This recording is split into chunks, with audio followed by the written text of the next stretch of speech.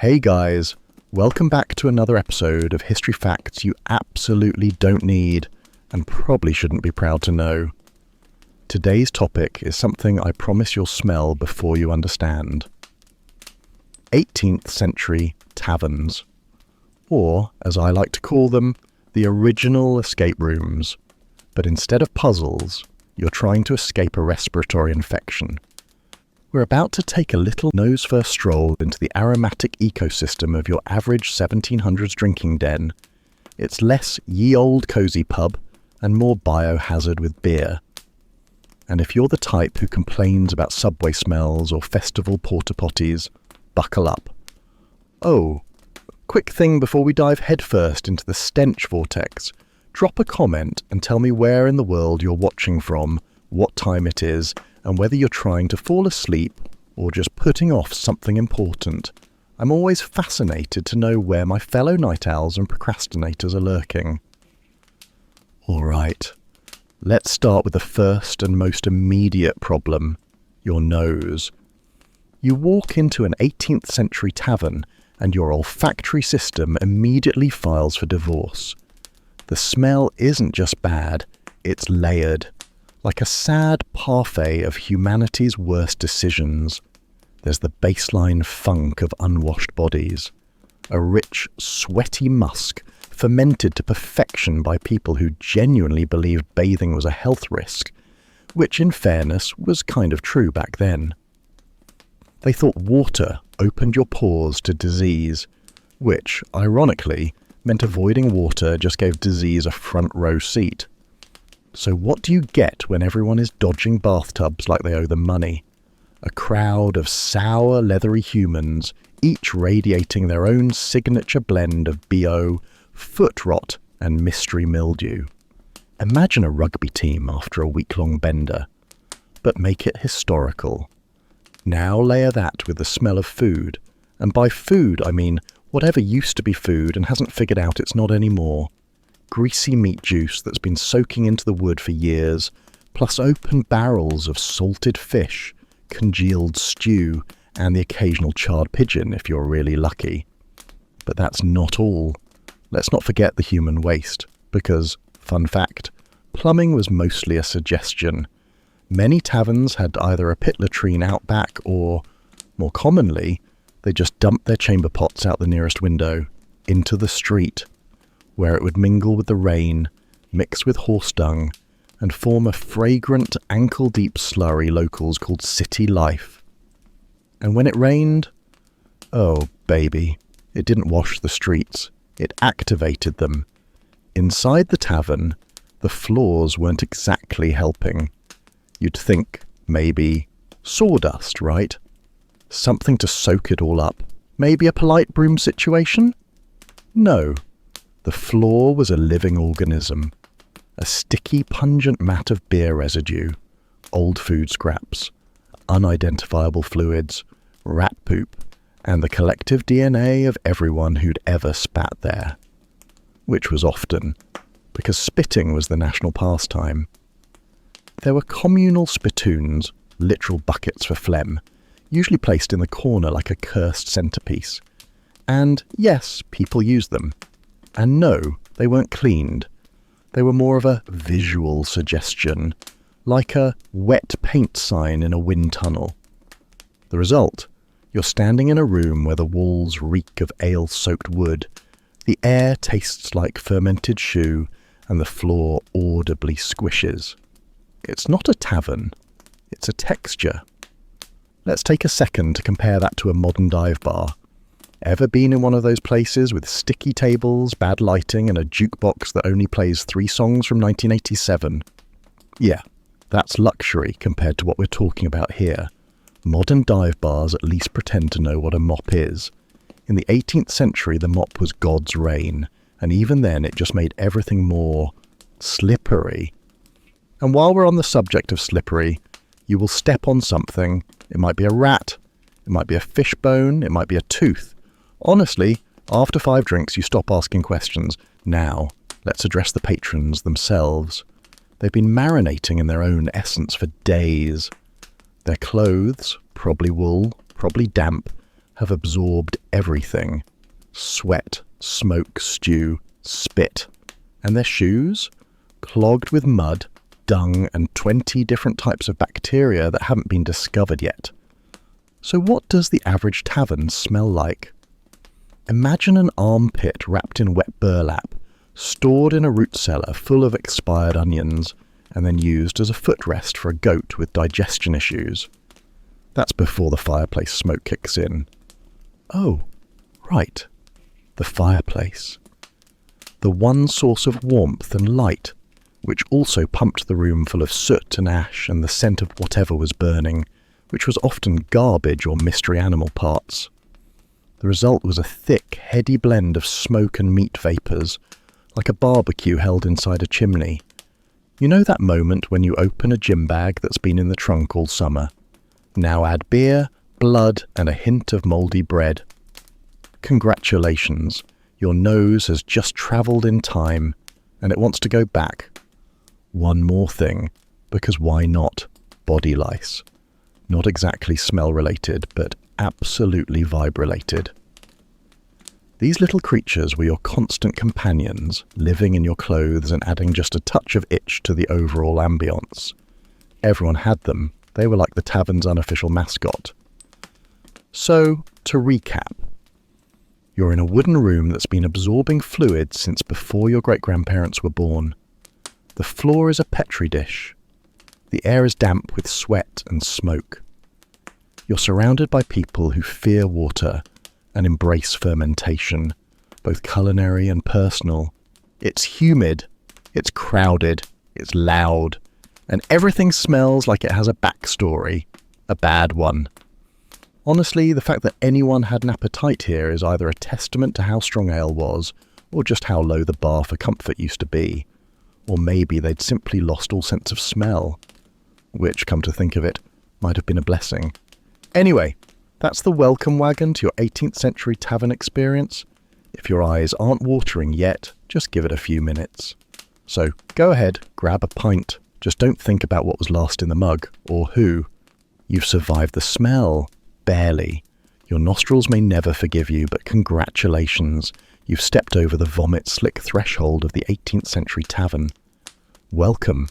Please wipe your feet. Now let's talk about dinner. And by dinner, I mean a loosely defined ritual of putting hot, edible adjacent substances into your body and hoping they don't stage a coup from the inside out. Because if you thought tavern air was a biohazard, wait until you meet the menu. Let's start with the meat, or, as I like to call it, animal-shaped suspense. You didn't ask what it was, and the cook didn't tell you, partly because they didn't know either. Could be beef, could be goat, could be a neighbourhood cat that wandered too close to the kitchen. Culinary labelling laws were not really a thing, and freshness, that was more of a suggestion. Most meat was preserved with heroic amounts of salt, and I mean you could build a snow globe in your arteries kind of salt. The idea was to keep bacteria out, or at least too salty to replicate. If meat did go a bit funky, that was rebranded as flavour. A little rot added character. A sort of organic seasoning. Vegetables. Sure, if you enjoy things that have been boiled until they forget they were once alive. Most tavern greens have been soaking in the same pot all day, maybe multiple days, slowly merging into a beige sadness sludge. Add some lard, stale herbs, and whatever else was rolling around on the floor. And congratulations, you've got stew. Speaking of stew, let's take a moment to appreciate that special tavern magic where the food sometimes moved. Not in a poetic, dancing flames kind of way. More in a, there's a beetle in my soup and I think it has a family way. Vermin were a fact of life. Rats in the grain? Of course. Roaches in the cupboards? Naturally. Mice in the walls? Actually, they were in the stew pot this morning, but ran off before the boil. And then there was the bread. Oh, the bread. If you're picturing a crusty artisan loaf from a rustic wood-fired oven, stop. Immediately.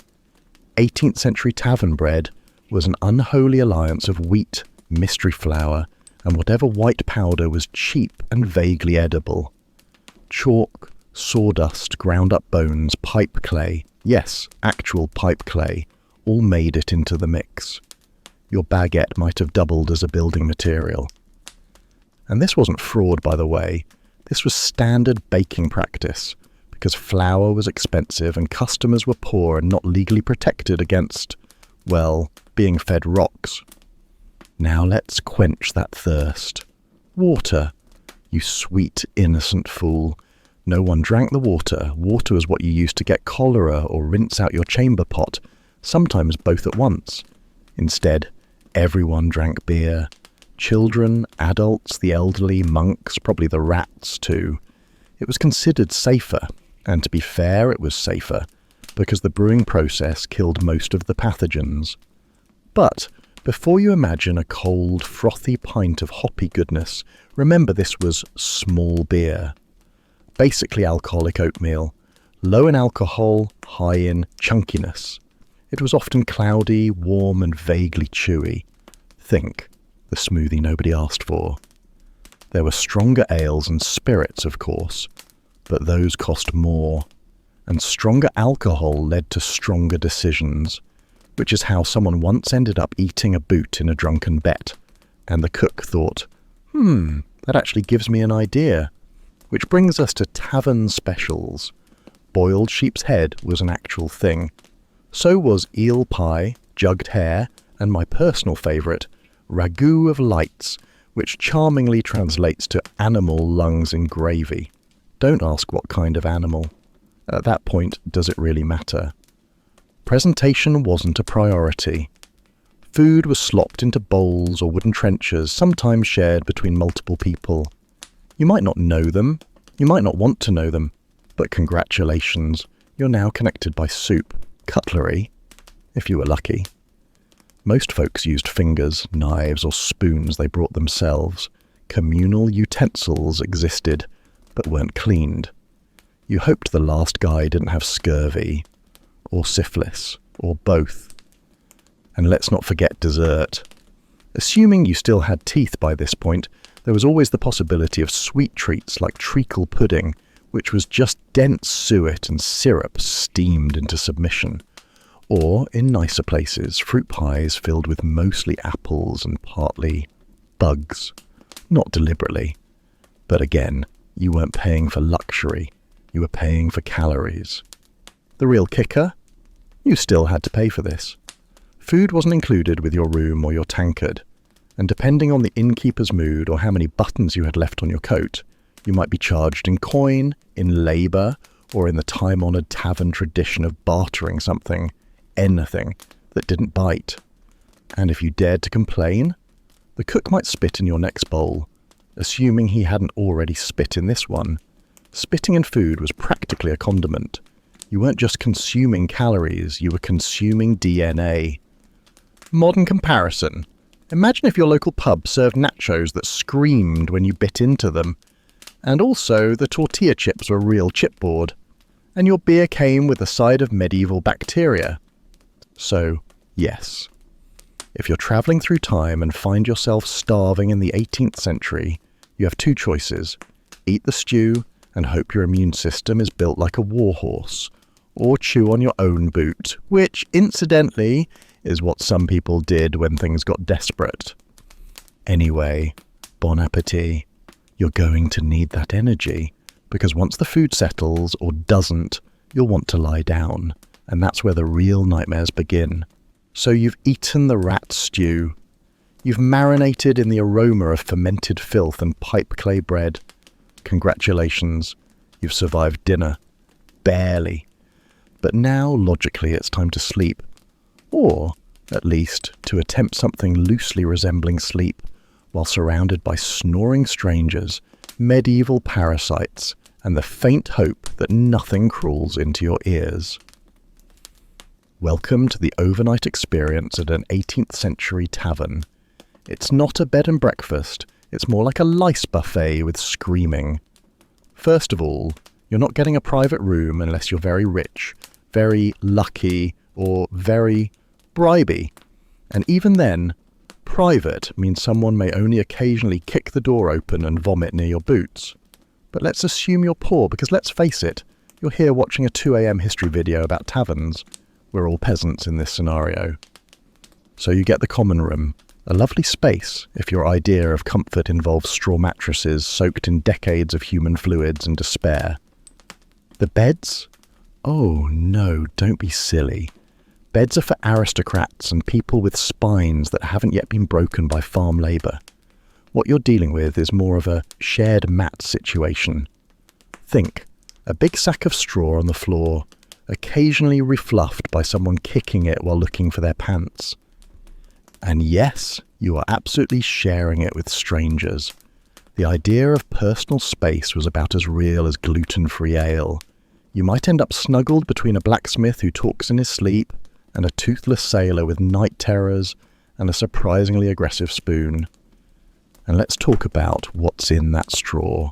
Lice, fleas, bed bugs, probably a spider or two with squatters' rights. It's less mattress, more ecosystem. You'll fall asleep itchy, and you'll wake up itchier, with maybe a new rash that no one has a name for yet. But give it a few years and a famous noble will die of it. You know the phrase, "don't let the bed bugs bite"? That wasn't a cute little nursery rhyme back then. That was an actual warning. People wrote about the experience like it was war. The kind of war where you definitely lose and the bugs take your stuff. And sheets? That's adorable. There are no sheets. At best, you might get a coarse wool blanket that smells like cheese and fear. It hasn't been washed since Queen Anne was vertical. But sure, cuddle up. And while you're trying to get comfy, enjoy the gentle soundscape of the tavern night. There's snoring, of course. Not gentle, rhythmic snoring. No, this is weaponized snoring. The full-throttle nasal thunder of 5 grown men who drank 7 pints each and collapsed like sacks of wet potatoes.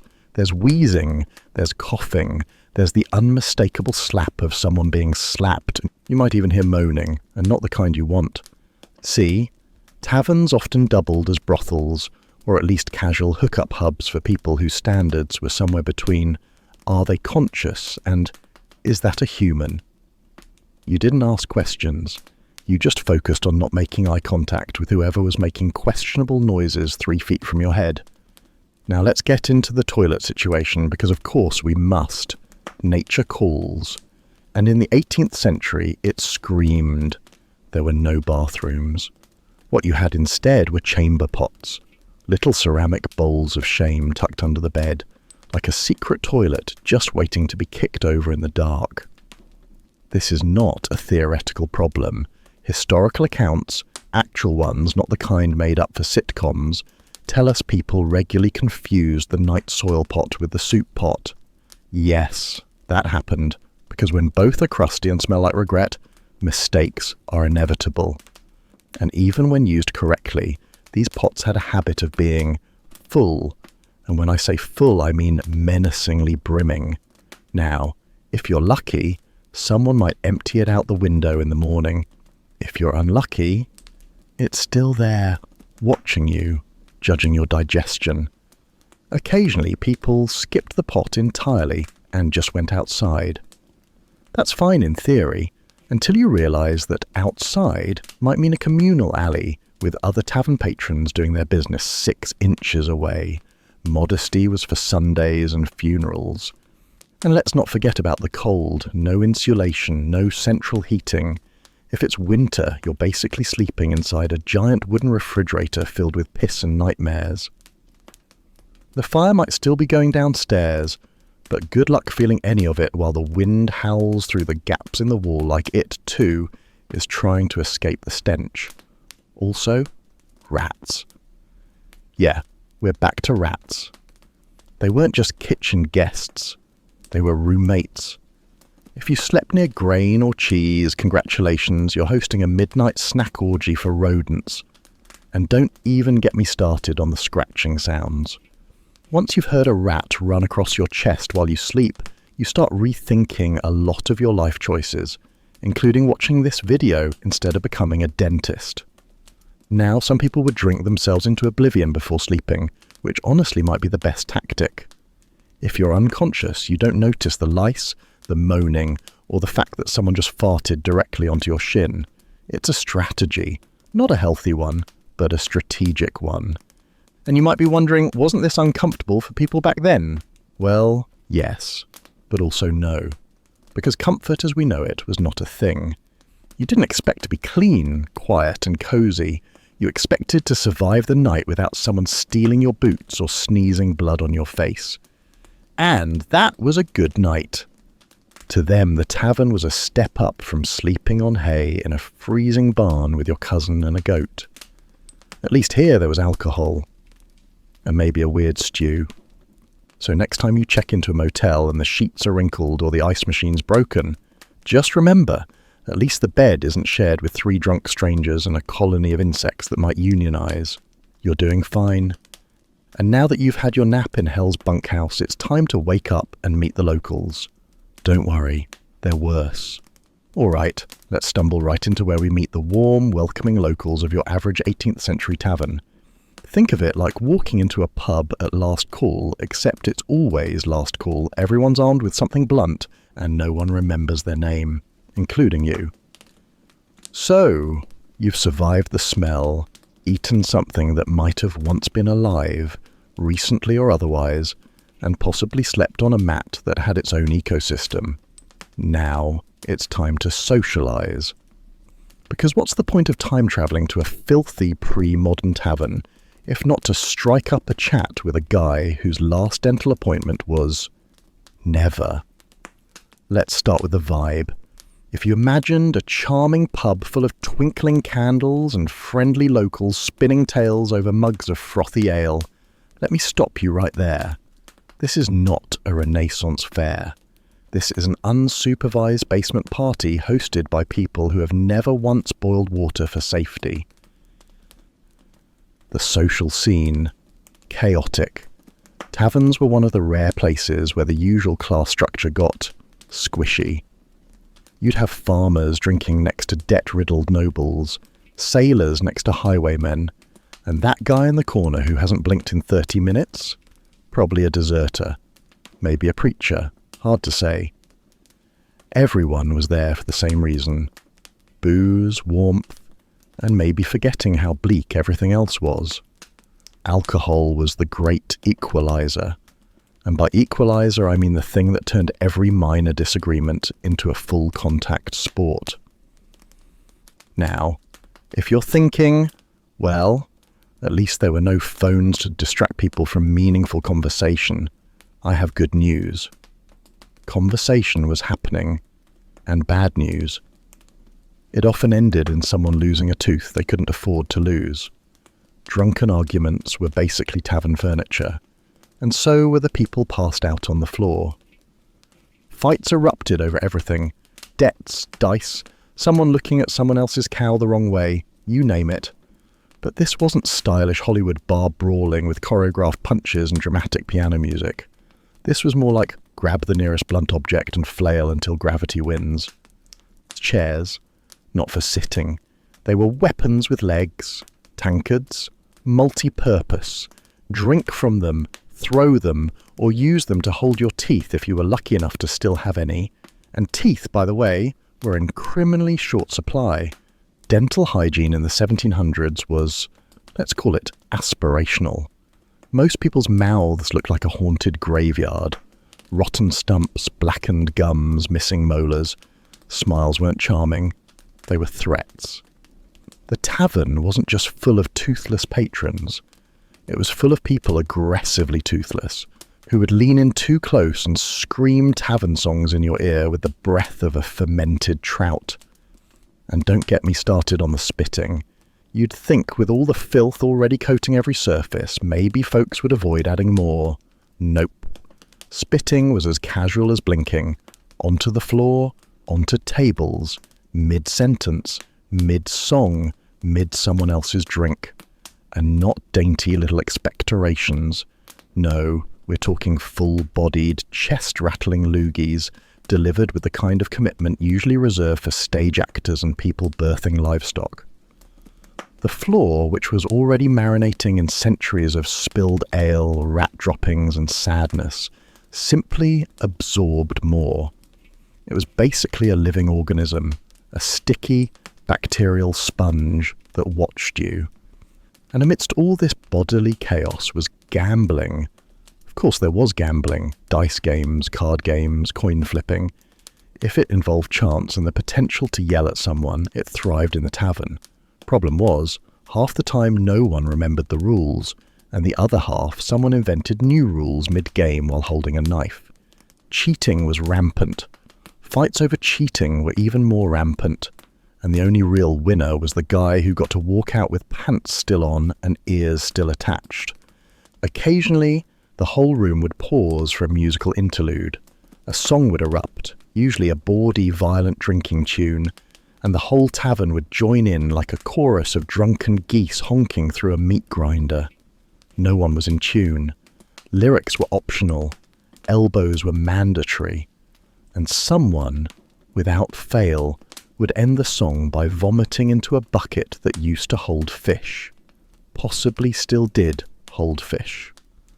Now you might be wondering, was there any kind of etiquette? Like any rules of interaction?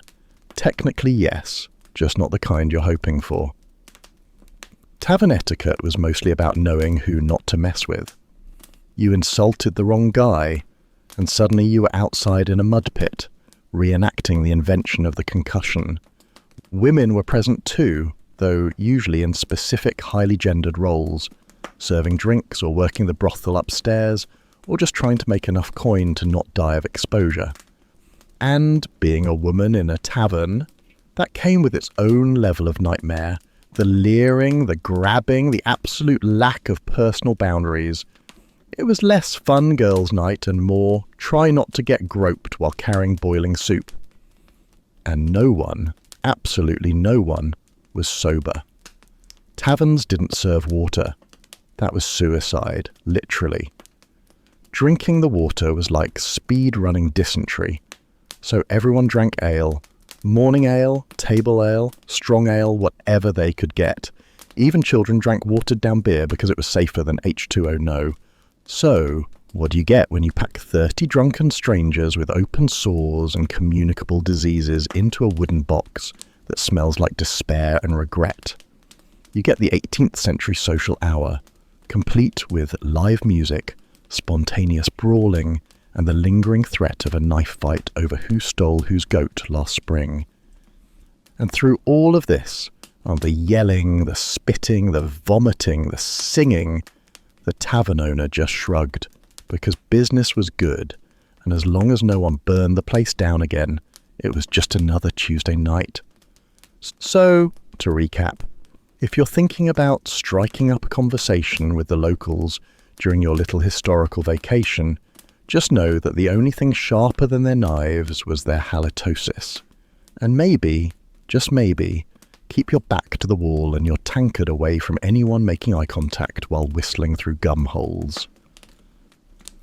Coming up next, we dive into everyone's favourite part of public socialising in the 18th century: rampant disease, accidental dismemberment, and puppet shows that ended in fistfights.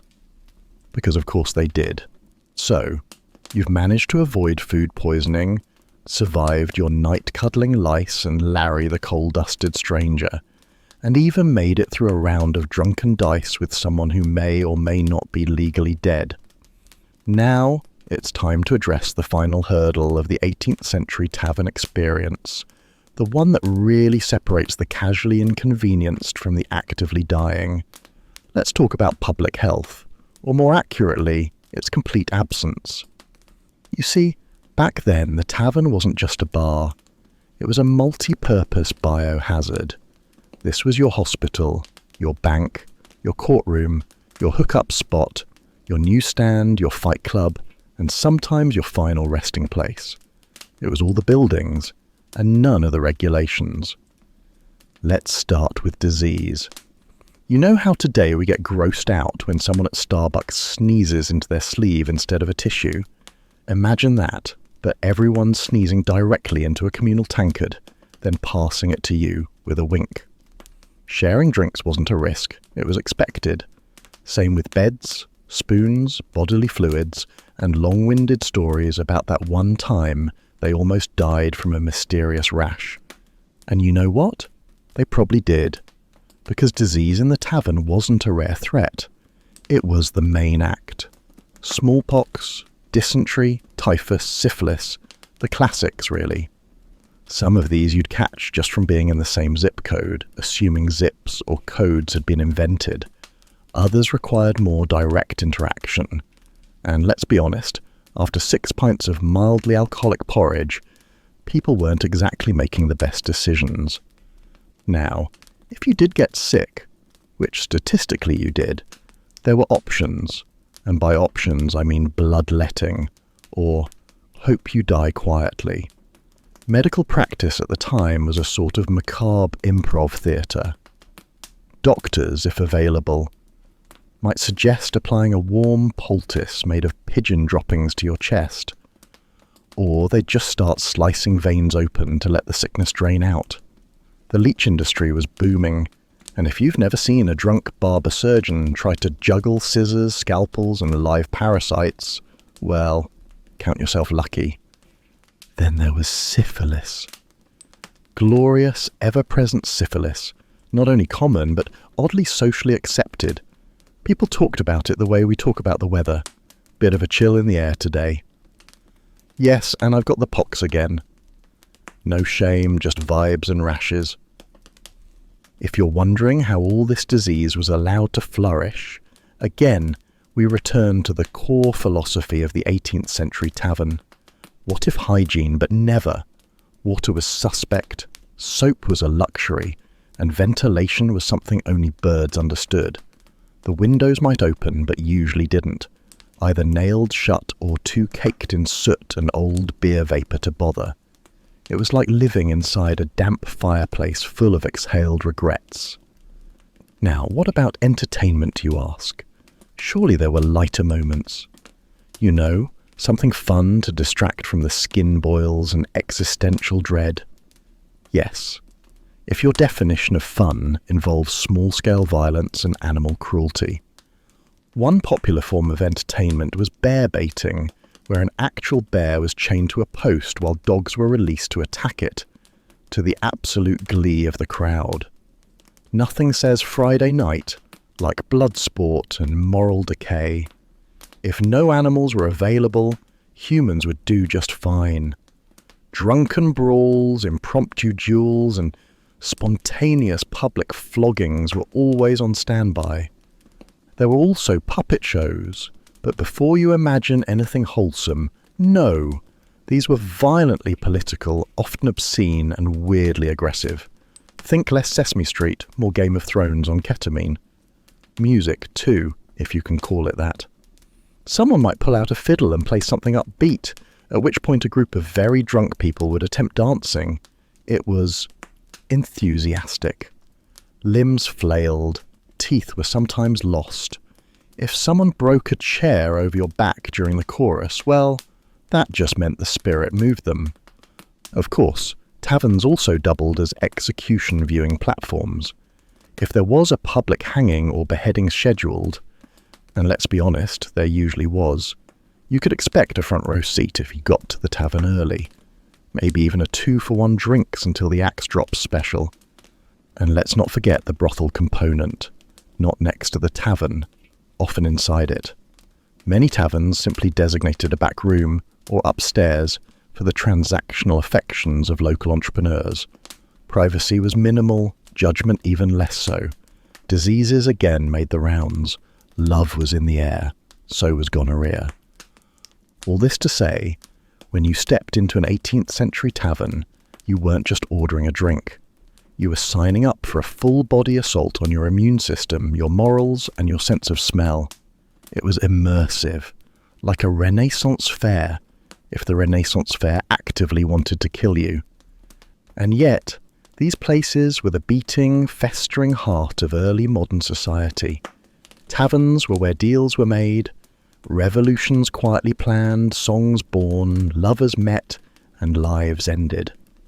In a world without social media, electricity, or the faintest idea of what a calorie was, this was where people came to forget how bad things were by surrounding themselves with worse things.